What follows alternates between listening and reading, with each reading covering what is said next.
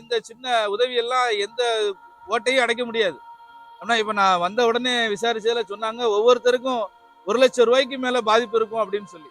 ஏன்னா கரண்ட் போச்சு, மிக்ஸி போச்சு, கிரைண்டர் போச்சு, அவங்க பயன்படுத்திட்டு இருந்த அடுப்பு போச்சு, ஃப்ரிட்ஜ், வாஷிங் மிஷின் எல்லாம் போச்சு. அதை சரி பண்றதுக்கு கூட இன்னும் சரி பண்ணல. இப்பதான் வீட்டையே அவங்க தயார்படுத்திட்டு இருக்கிறாங்க.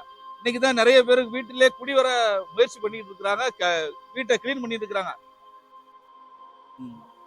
சரி சொல்லட்டும் சொல்லட்டும் ஒன்றும் தப்பு இல்லை. ஆ ஆ ஆ அதை அதை எடுப்பா அதை எடுப்பா சொல்லட்டும் சொல்லட்டும் அதை சொல்லுங்க.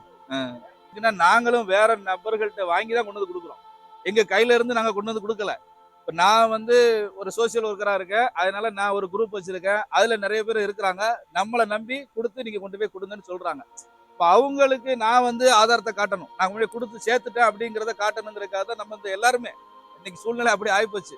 இன்னைக்கு ஒரு சின்ன வேலைன்னா கூட போட்டோ எடுக்கணும். அதனால வேங்குறதுனால ஒன்றும் தப்பு கிடையாது. இப்ப இன்னைக்கு பெரிய கோடீஸ்வரர் பெரிய அளவுக்கு பொருளாதாரத்தை செலவழிச்சு கல்யாணம் முடிக்கிறாரு.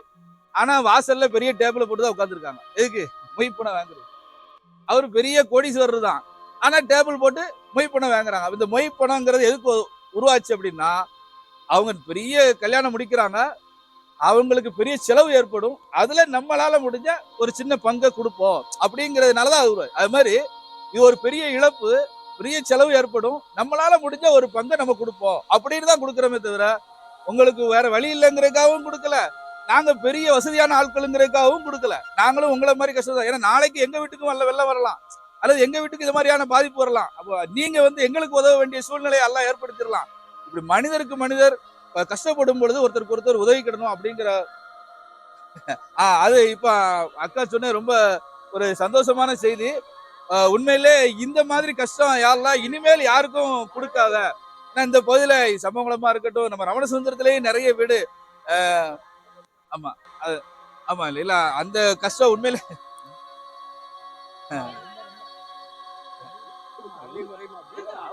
அவங்க ஆமா சரி சரி சொல்லுங்க சொல்லுங்க. அவங்க கருத்து அவங்க.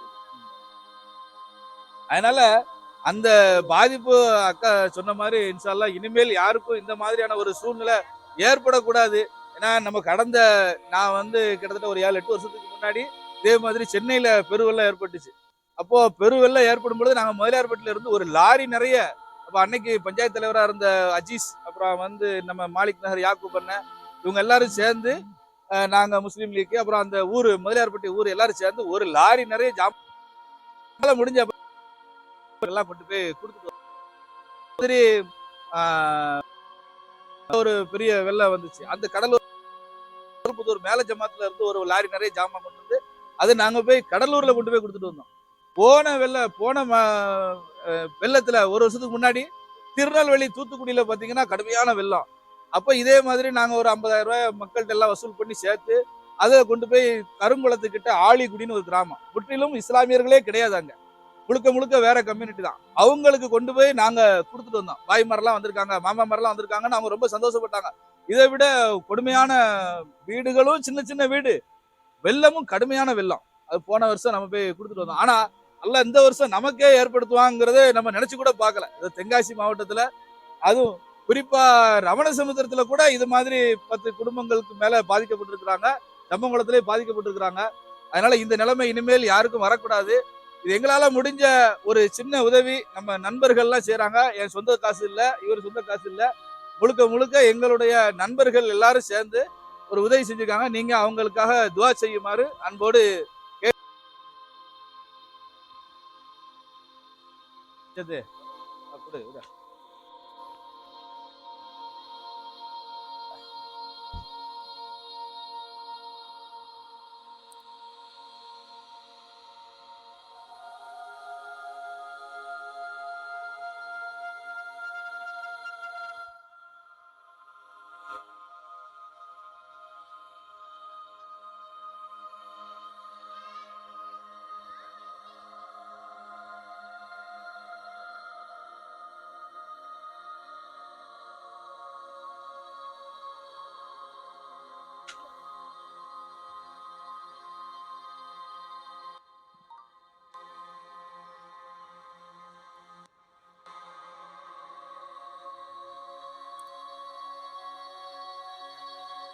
இப்ப நீங்க சொன்னது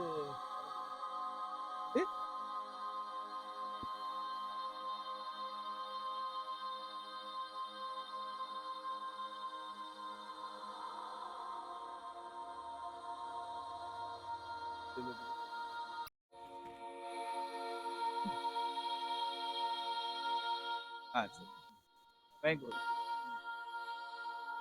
வாங்க சலாம் வாங்க கொடுங்க.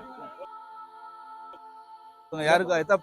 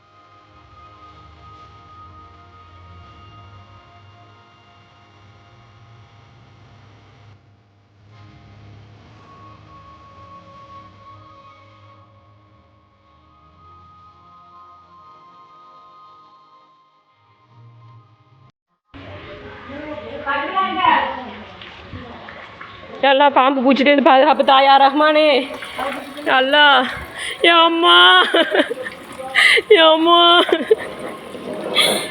பிள்ளைகள் எங்க பிள்ளைகள் பத்திரமா கூட்டு போல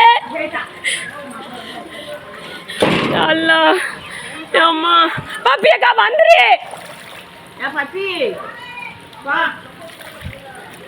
அம்மா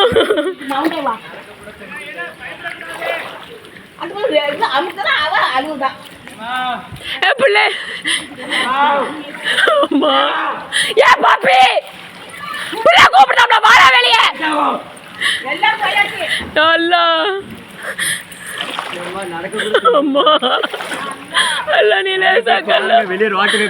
அம்மா தண்ணி தான் மேல வரைக்கும் வந்துட்டு நல்லா லேசா இந்த மாதிரி வாசிப்பா உள்பத்தங்க